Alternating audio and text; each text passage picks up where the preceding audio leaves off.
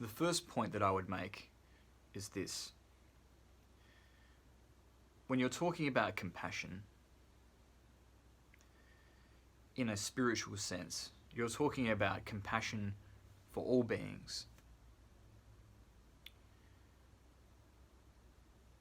And it's a misconception that that means compassion for everyone out there,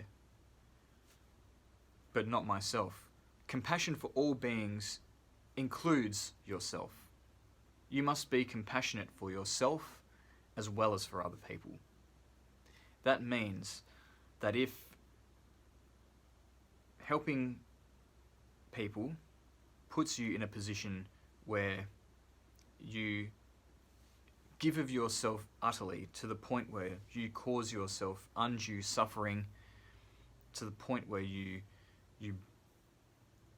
have nothing left to give and you are utterly spent as a person, then that is not true compassion, because you are forgetting compassion to yourself. You know, you can give and give and give to everybody who is in need in this world, and maybe if you are charitable towards people and you give to people as much as you can, to the extent that you leave nothing for yourself, then maybe the people that you help will use the opportunity you have given them to improve their lives, to improve their own situation so that they can prosper. Or perhaps they will squander everything that you give them and continue to be trapped in a cycle of self-sabotage and suffering. And so, by giving everything you can to others, you will have potentially done nothing to help them and only succeeded in causing suffering and discomfort for yourself. So in that scenario, have you created a situation where there is more wellness and happiness for all beings?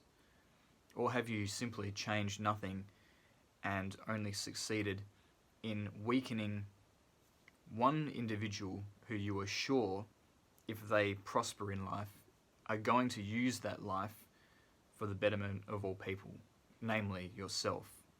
And the answer most likely will be that you have just sabotaged yourself.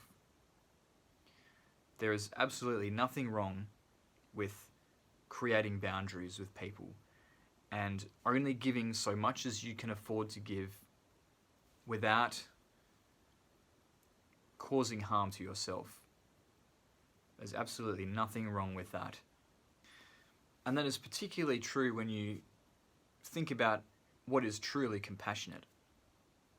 People think that compassion means that you need to always be lenient with people, always be accommodating with them, always acquiesce to other people's wishes and desires. But if you do that to people on a regular basis, you're not really teaching them anything valuable. You're just teaching them that they don't need to have any sort of individual agency in order to get by in life. They can be wholly dependent on somebody else, somebody above them, to always give them scraps from the table. But it's more compassionate to encourage other people to develop the means to stand on their own 2 feet. And that does mean helping them from time to time. Everybody needs a helping hand from time to time. We can't get by in life without help from other people. But you don't have to treat another person like they're a charity case. In fact, when you do that, oftentimes you're not really doing that much to help them. And in fact, all you're doing is helping yourself by feeling superior to another person because you feel like you have more and so you can afford to give more. And so ultimately, what seems like it can be a compassionate impulse can really stem from a person's sense of pride. And that is another danger of being overly compassionate. It's better to divert your energy towards things that are actually going to make the world a better place and are actually going to be constructive efforts in that endeavour. Sometimes the most compassionate thing to do for a child, for example, is to reprimand them for bad behaviour. It doesn't seem on its face to be a compassionate act to tell off a child for bad behaviour, but parents who don't teach their children when they have transgressed in their behaviour are ultimately creating monsters in the future. If you can't be strict or stern enough to teach another human being when their behaviour is unacceptable, then they're going to think that they are entitled to act like a terror towards other people. And if you don't teach that lesson to people, then they're going to feel such a sense of entitlement that they don't even acknowledge another person's point of view, and they don't even acknowledge another person's feelings in their interactions with them. And that is a very, very bad thing for all of society, and it's certainly not creating a more compassionate society. It's just creating a series of negative interactions between people, which could have been avoided with the act of simply reprimanding a person for their bad behaviour in one instance with one individual. And that is in fact more compassionate than the alternative. Similarly, if you think about the criminal justice system, there are certain people who have no remorse for their actions when they have caused harm to other people, and who are repeat offenders, have no intention of changing their ways. And in those situations where restorative justice and the potential for restorative justice has been completely exhausted, the only thing that remains for a judge to do is to hand down a punitive sentence for that person.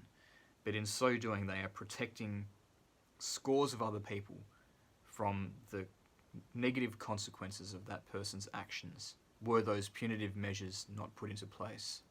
So it's not always obvious the form that compassion should take, particularly because we've been given a very Christian idea of what true compassion is for the past 1700 years, and that's a very flawed idea of compassion. And it's not a very pragmatic idea of compassion. And what compassion is, really, if you remove all of the sort of sentimentalism behind this idea of compassion or unconditional love, what it really means is to acknowledge that this world and this society consists of a number of beings. So in all of these different ways, we are codependent on each other.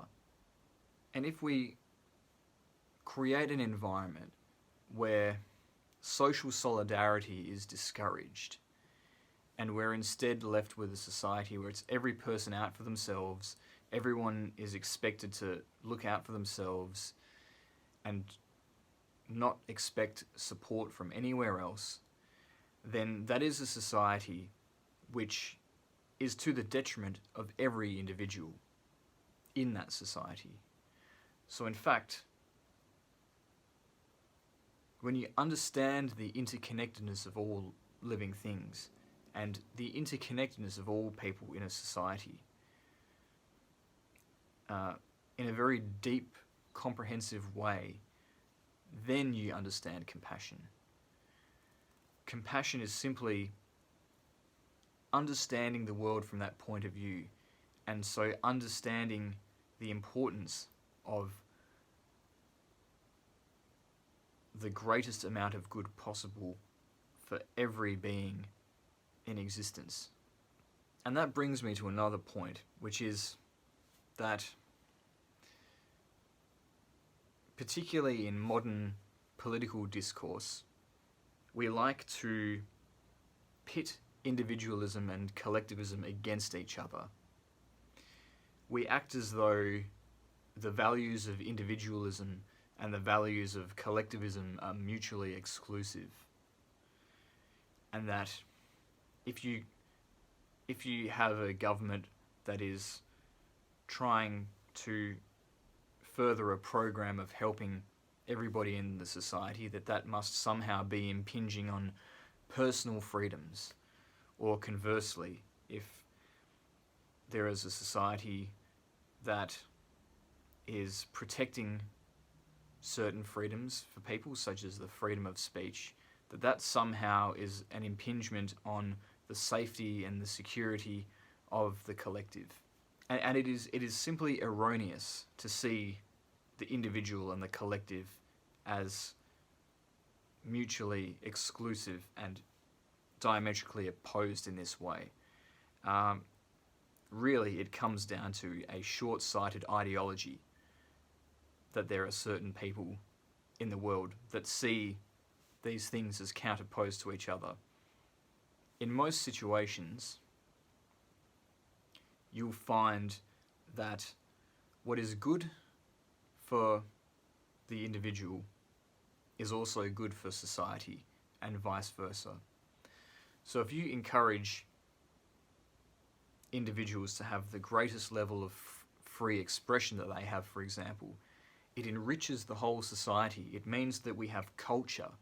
It means that we have artists that make us think. And when you have flourishing culture and arts, that is something which brings value and joy to the lives of everybody. And it all stems from an individual's right to express themselves. Conversely, if you have a society where there is a government that looks after everybody, where there's a strong social safety net, where there's a strong, formidable healthcare system and education system, that means that it's less likely that disease is going to spread through society, something which undoubtedly is in the individual's interest. It means that you're going to get more educated people voting or going into professions, which again benefits everyone and by extension benefits the individual. And so again, we have the interests of the individual and of the collective, of society, overlapping. And the only situations where perhaps those two sets of interests of the society and the collective don't overlap is in criminal behaviour or highly unethical behaviour by an individual, that is, the individual placing themselves above society and acting to the detriment of society, and when people are under the thumb of repressive social institutions or traditions. That is the example of where the interests of the collective are being furthered, but the rights of the individual are being trampled. And so long as we can keep those two aberrant forms of tyranny against the individual or against the society, respectively, in check, then there's no reason why we can't have both. A society, an ethos that respects the individual and respects others as well. Leave your comments down below, and please subscribe to this channel if you've enjoyed this content so you can be alerted as soon as my new videos are uploaded. Thank you again for listening, and I'll see you next time.